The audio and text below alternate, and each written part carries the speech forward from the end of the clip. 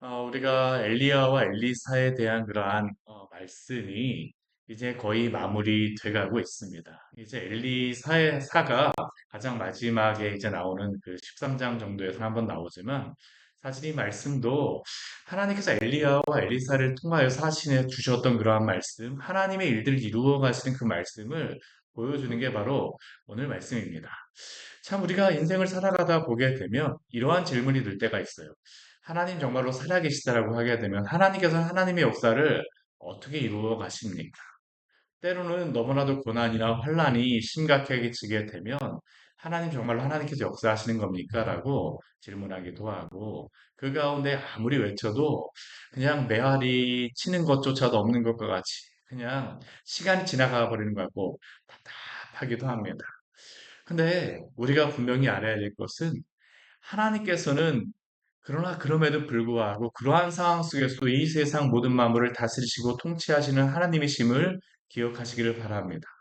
오늘 말씀이 기록되어진 이유가 바로 그것입니다. 우리 엘리야와 엘리사 말씀 제가 그 말씀드리면서 제가 전하면서 여러 번 말씀드렸지만 이 시대는 왕들이 필요가 없는 시대입니다. 뭐 필요가 없다라는 그러한 의미보다는 이 왕들 때문에 물질적으로 굉장히 잘 사는 시대입니다. 근데 영적으로는 어떻게 할까요? 굉장히 암울한 시대입니다. 소망이 보이지 않습니다. 세상적으로 너무나도 평안하고 너무나도 잘 살게 되어진 그러한 시대였을지 모르겠지만 영적으로 보게 되면 너무나도 암울한 시대였습니다. 아람 시대, 그 아합의 그러한 시대에는 굉장히 그래도 북이스라엘에서 붕황했던 시기였습니다. 잘 사는 것으로만 따진다라고 하게 되면 그 이전에 어떠한 왕들보다도 잘 살았던 그러한 왕, 잘 살았던 그러한 시대가 바로 이 아합의 시대입니다. 근데 영적으로는 어떻게 할까요? 가장 암울한 시대입니다. 그 가운데 어떤 일들이 벌어집니까? 하나님의 선지자들이 죽임을 당합니다. 하나님을 섬기는 그러한 자들이 쫓겨다닙니다. 살 수가 없습니다. 하나님을 섬긴다라고 하게 되면 아합과 이세벨이 눈에 불을 켜고 쫓아다닙니다. 그들이 하나님 앞에 기도할 때마다 그들이 느꼈던 그러한 마음이 무엇일까요? 답답함 아니겠습니까? 하나님께서 살아계시다라고 하게 되면 왜 잠잠하십니까? 근데 이 뒤에 말씀을 통해서 하나님께서 주시는 말씀이 무엇일까요? 하나님이 하나님의 역사 가운데 하나님이 일을 하신다라는 것을 성경을 통해서 우리에게 보여주시는 것입니다. 사랑하는 성도 여러분, 말씀을 통해서 하나님이 살아계심을 분명히 보고 깨닫는 그러한 시간이 되어지기를 원합니다. 오늘 말씀을 보게 되면 그냥 무심히 그냥 적혀져 있는 것 같지만 기록되어 있는 것 같지만 그렇지가 않아요. 하나하나의 그 말씀을 볼 때마다 하나님께서 이것을 통하여서 어떻게 하나님의 일을 이루시는가라는 것을 볼 수가 있습니다. 먼저 우리 14절 이후의 말씀에 보게 되면 님시의 손자 여호사밧의 아들 예후가 요람을 배반하였습니다. 지금 요람을 배반하였다라고 하는 것은 반역을 일으키는 것 아니겠습니까? 반역을 일으키게 되면 이 예후에게 가장 먼저 걸림돌이 누구냐면 이 요람의 그러한 장관들이 예후에 대하여서 같이 협력하지 않게 되면 예후의 그 반역은 성공할 수가 없습니다. 근데 우리가 앞에 말씀을 보게 되면 그 엘리사의 그러한 제자, 선지자의 제자였던 엘리사의 그 제자가 와서 기름을 부을 때에 그 군대 장관들이 그것을 다 봅니다. 군대 장관들이 그것을 보고 나서 예후에게 이야기해요. 그 사람들이 그 선지자의 제자를 향해서 무엇이라고 부르느냐 하면 그 미친 자가 너에게 무슨 일을 하였느냐라고 이야기를 합니다. 그 군대 장관들이 보기에는 이 선지자의 제자는 미친 사람처럼 보였습니다. 하나님의 사람 선지자로서 보진 않습니다. 그들이 보기에는 미친 자입니다. 그럼에도 불구하고 하나님께서 어떻게 하십니까? 예후에게 기름 부었다라고 했을 때에 그들이 예후가 반란이다라고 하면서 예후에게 대적하는 것이 아니라 모두 다 그 옷을 벗어서 예후와 함께 합니다. 예후라는 사람을 어떻게 할까요? 우리가 예후라고 하는 사람을 쭉 보게 되면 사실은 왕으로서의 그러한 덕목이라던가 안정적인 그 모습을 보이는 사람은 아니었던 것 같아요. 우리 오늘 말씀에서 보게 되면 예후가 그 마차를 타고 올 때에 무엇이라고 이야기하냐면 예후가 마차를 타고 옵니다라고 이야기합니다. 그 왜 그럴까요? 마차 타는 게 범상치 않은 겁니다. 정말로 미친 사람처럼 정말로 이 급하고 뭐 하는 그러한 사람이 바로 이 예후였던 것이죠. 그럼에도 불구하고 사람들이 어떻습니까? 예후를 쫓습니다. 왜 그렇습니까? 하나님이 예후를 세워주시는 것이죠. 하나님의 일을 행하실 때에 하나하나 하나님께서 이끌어 가시는 것입니다. 예후가 요람을 배반하였을 때에 그의 군대 장관들이 예후와 함께합니다. 그런데 그 이런 때에 함께 할 수 있었던 이유가 무엇이냐 하면 우리 14절 이후에 말씀해 보게 되면 여호람인데 이제는 요람이라고 나옵니다. 왜 요람이라고 나오냐 하면 어제 새벽 말씀에서 말씀드렸었지만 남유다의 그러한 왕이 그 지금은 죽었지만 그 바로 이전 왕이 여호람이었습니다. 그래서 이름이 헷갈리기 때문에 이 북이스라엘의 왕은 여호람이라고 앞에서 불렀다가 뒤에서는 요람이라고 부르는 것입니다. 근데 이 요람이 어떻습니까? 이 아람의 왕 하사엘과 맞서 싸우다가 상처를 입습니다.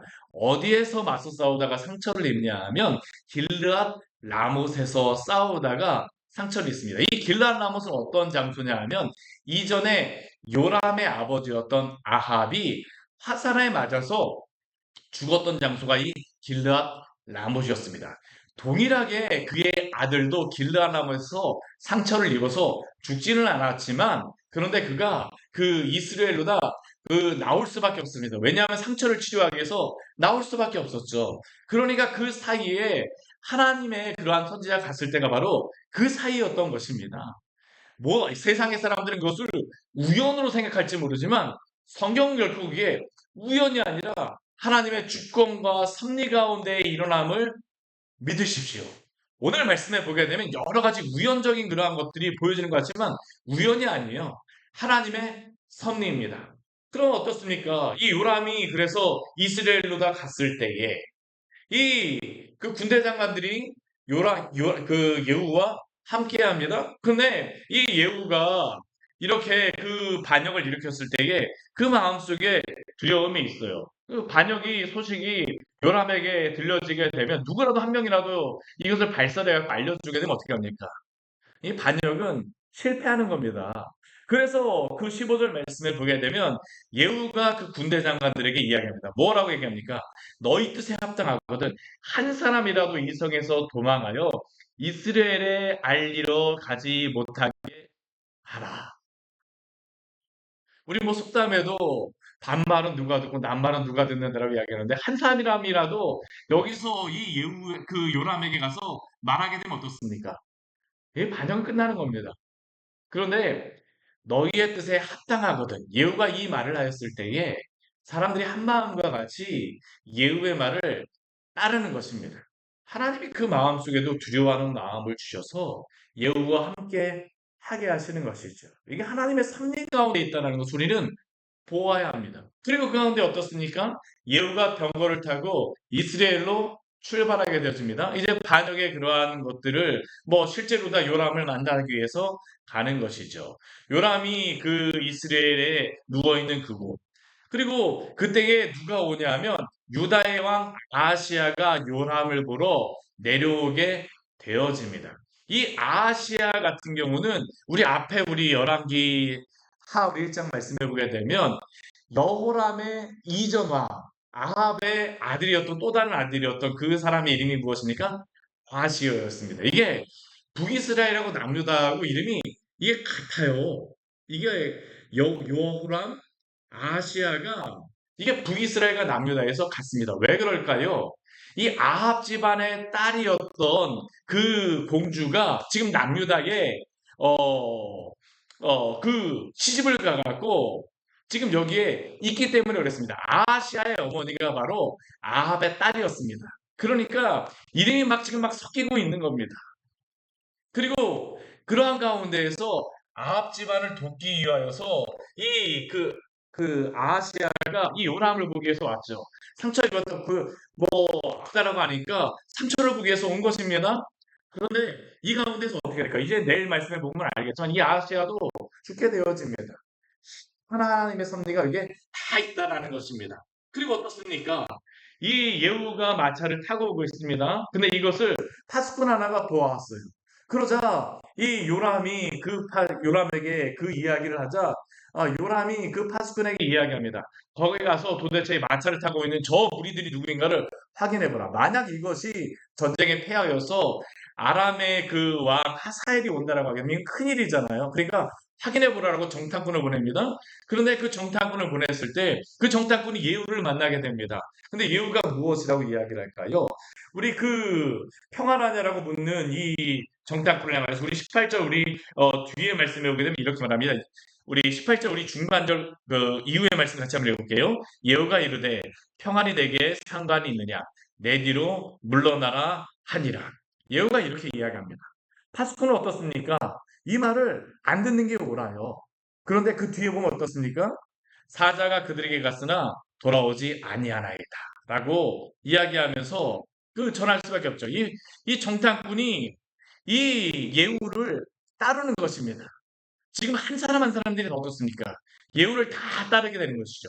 평소 같으면 요람에게 함께해야 되는데 요람과 함께하지를 않습니다. 왜 그렇습니까? 하나님이 이 역사 가운데 그 함께하시기 때문이죠. 이 역사를 하나님이 주관하신다라는 것입니다. 또 그 뒤에도 어떻습니까? 그 오지 않으니까 정탐꾼이 오지 않으니까 이 다시 한 사람을 보내어서 확인하고자 합니다. 근데 그 사람도 가서 예후에게 평안하냐라고 물을 때에 예후가 어떻습니까? 평안이 내게 상관이 있느냐? 내 뒤를 따르라. 그 사람도 어떻게 합니까? 예후를 따라 부릅니다. 예후에게 물으러 갔던 사람이 반역의 무리가 되어지는 것이죠. 근데 이것이 그냥 이루어지는 것이 아니라 하나님의 주권과 섭리 가운데에 이루어지고 있다는 것입니다. 근데 그것뿐만이 아닙니다.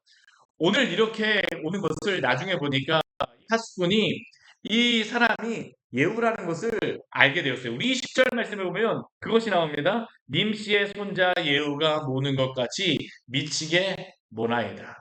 예후가 어떻습니까? 마차를 모는 것도 이게 안정적인 사람이 아닙니다. 근데 사람들이 예후가 왕이 되겠다라고 하는데 따르는 것 자체가 굉장히 희한한 겁니다. 그런데도 지금 따르고 있어요. 따르고 있어요. 이건 정말로 하나님께서 이렇게 이끌어 가시는 것입니다. 예후가 오는 것을 알게 되니까 요람이 이젠 어떻게 하냐면 뭐 자기의 그러한 부하라고 아직까지는 생각하고 있었겠죠. 그렇지만 이 요람이 무엇이라고 이야기하냐면 우리 21절 말씀에 보게 되면 메우라라고 이야기합니다. 메우라라고 하는 의미는 멈추게 하다, 결박하다라는 그런 의미입니다. 군대가 나가갖고 이 예후의 그러한 마차를 멈추게 하라는 것입니다. 결박하라는 것이죠. 그래서 예후의 그 병거가 멈추어 서게 됐습니다. 그때 누가 나갑니까? 이스라엘 왕 요람과 유다 왕 아하시아가 그 병거를 타고 가서 예후를 맞게 되죠. 이들이 나갔을 때는 무엇을 기대했을까요?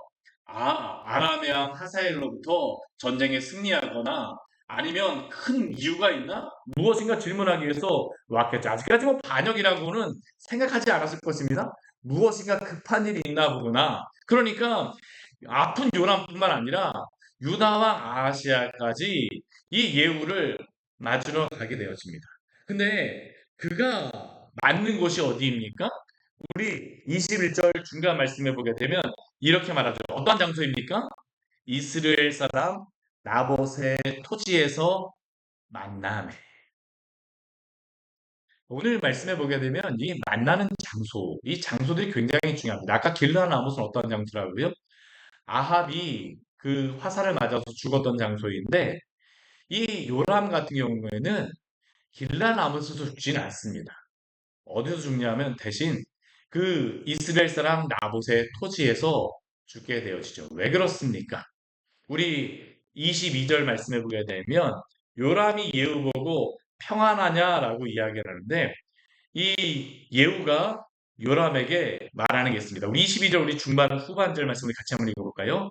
내 어머니 이세벨의 음행과 술수가 이렇게 많으니 어찌 평안이 있으랴. 이게 지금 어디에서 일어나는 것입니까?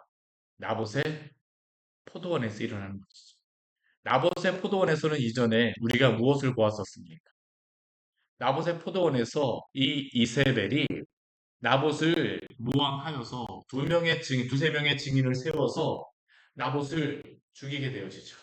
그리고 이 아합 왕이 그 포도원을 가지고 싶었으나 이 나봇이 주지 않자 모함하여 죽이고 나서 그 포도원을 아합이 취하게 됩니다. 근데 이게 성경 말씀해 보게 되면 너무나도 큰 악입니다. 하나님께서 이스라엘 백성에게 그 땅을 주시고 나서 그 하였던 것이 우리 여호수아서 뒤에 말씀드리면 무엇을 하냐면 기업을 나누는 것입니다. 기업을 나누는 것이었어요. 이게 여호수아서 그 중반절 이후에 말씀드리면 기업을 나누는 게 굉장히 중요한 것입니다. 왜 그렇습니까? 하나님이 각 지파에게 나누어 주었습니다. 그런데 그렇다고 해서 그 땅이 온전히 그들에게만 주어진 것이 아닙니다. 원래 그 땅은 누구의 것입니까? 하나님의 땅입니다. 다만 각 지파, 각 집안에게 그 땅을 옮기지 않고 그 땅을 가지고 있도록 맡겨주신 것이죠. 그리고 나서 그 하나님께서 신명기에서도 그렇고 잠언 말씀에서도 그렇고 하나님이 그들에게 말씀하신 한 말씀이 있었습니다. 이게 무엇이냐면 내 그 기업의 땅에서 조상이 정한 내 이웃의 경계표를 옮기지 말지니라. 우리 잠언 말씀에서 이런 말씀이 있습니다. 우리 잠언 말씀 같이 한번 찾아볼게요. 우리 잠언 23장 10절의 말씀입니다. 잠언 23장 10절의 말씀입니다. 잠언에 이 말씀이 두 번이나 다시 나와 있는데 한 구절만 내가 찾아서 읽겠습니다.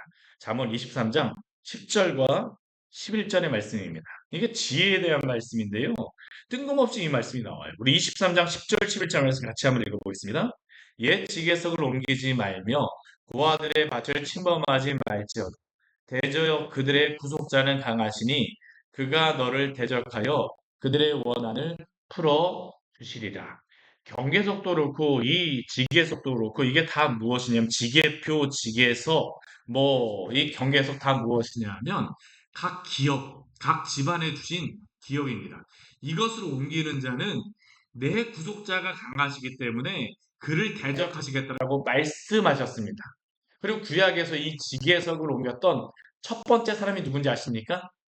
그게 바로 아합이었습니다. 아합이었어요. 하나님이 거기에 대해서 심판하시는 것이죠. 어디에서요? 나봇의 포도원에서 심판하십니다.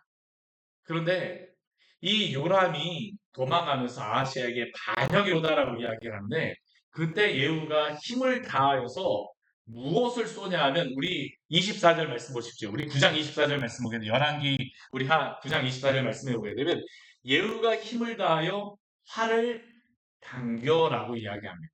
그리고 그 활이 누구에게 꽂히게 되어집니까? 요람에게 꽂히게 되어지죠. 그의 아버지 아합도 무엇에 맞아 죽었습니까? 활에 맞아 죽었지. 요람도 어떻습니까? 활에 맞아 죽었습니다. 나봇의 포도원은 어떠한 곳이었을까요? 이 나봇의 포도원에 대하여서 하나님이 엘리야를 통하여서 주시는 그러한 그 심판에 대한 말씀이 있었는데 그 심판의 말씀을 들었던 한 사람이 있습니다. 아니 두 사람이 있습니다. 누군지 아십니까? 그 사람이 바로 오늘 말씀에 나와 있는 사람입니다. 예후와 그의 군대 장관으로 나오는 우리 그 말씀에 빛깔이라고 하는 사람입니다. 오늘 예후가 25절, 26절 말씀에 하는 말을 한번 잘 들어보십시오. 그 요람이 죽고 났을 때에 예후가 그의 군대 장관 빛깔에게 말합니다. 무엇을 말합니까? 그 시체를 가져갔다가 이스라엘 사람 나봇의 밭에 던지라라고 이야기합니다. 무엇을 그 다음에 그가 무엇이라고 합니까? 내가 기억하려니와. 이전에 너와 내가 함께 타고 그의 아버지 아합을 쫓았을 때에 여호와께서 이같이 그의 일을 예언하셨다고 합니다. 무엇이라고 말씀하십니까? 우리 26절 말씀 같이 한번 읽어볼까요? 여호와께서 말씀하시기를 내가 어제 나봇의 피와 그의 아들들의 피를 분명히 보았노라. 여호와께서 또 말씀하시기를 이 토지에서 내게 갚으리라 하셨으니 그런즉 여호와의 말씀대로 그의 시체를 가져다가 이 밭에 던질지라 하는지라. 아멘. 이전에 이 말씀을 누가 이야기하였었냐면 엘리야가 아합에게 와서 하나님이 주셨던 이 말씀을 누가 기억하고 있는 거냐면 예후가 기억하고 있는 것입니다. 아무도 듣지 않고 아합과 이세벨은 아무도 그 이야기를 듣지 않았을지라고 뭐 내 밑에 있는 사람 뭐 누가 들어도 무슨 상관이 있어라고 생각했을지 모르지만 그 말을 기억하였던 사람을 통하여서 하나님이 이 일을 이루신 거죠. 그냥 일어났을까요?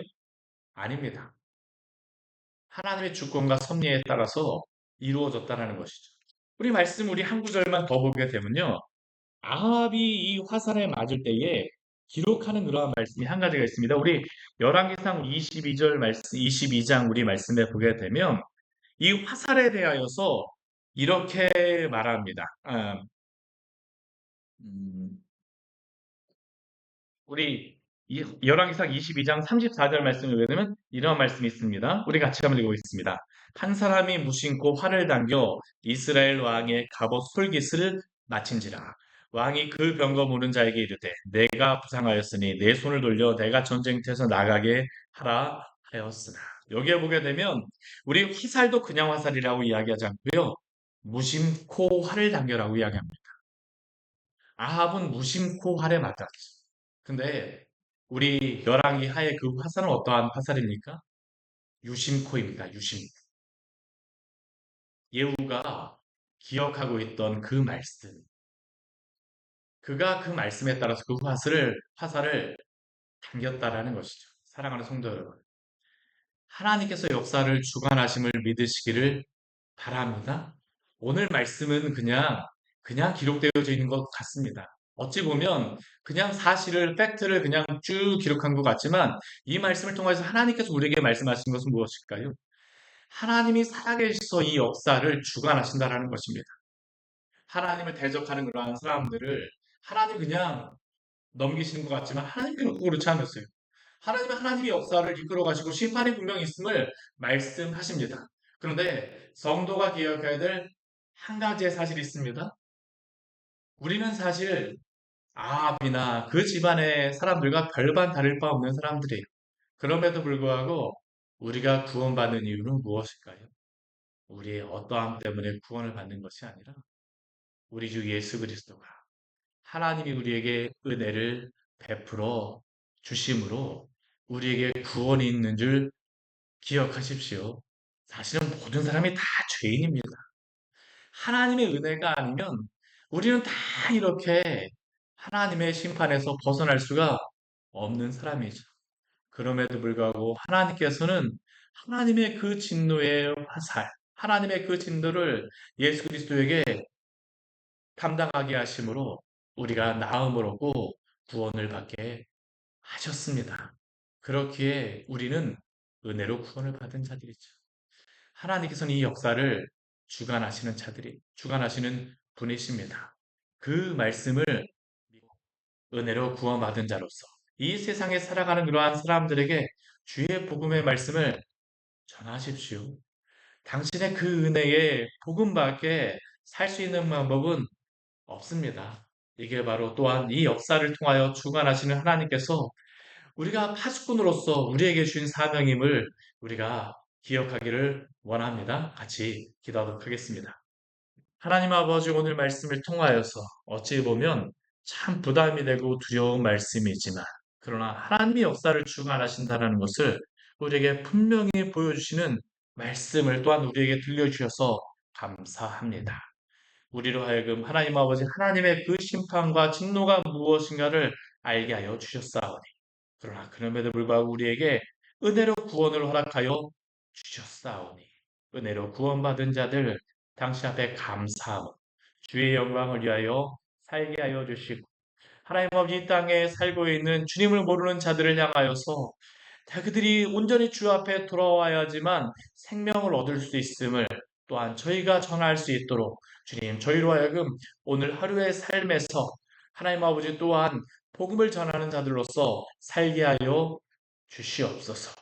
역사를 주관하시는 하나님께서 온전히 이 땅을 주관하심을 기억하오니 또한 우리가 낙심될 때에도 하나님의 그 역사를 주관하심을 기억하며 이 땅에 사람들이 역사를 주관하신 것이 아니라 하나님께 맡기고 또한 우리는 오히려 원수 갚는 자로서가 아니라 하나님께서 이 모든 역사를 주관하시고 대신 우리는 원수들에게 주의 사랑을 전하는 귀한 복음의 통로들로서 저희를 하나님 아버지 부드러운 마음을 가지고 사랑의 하나님 아버지 전령들로서 저희를 사용하여 주시옵소서. 예수님 이름으로 기도드립니다. 아멘. 오늘 말씀 같이 기억하시면서 기도하며 나아가도록 하겠습니다.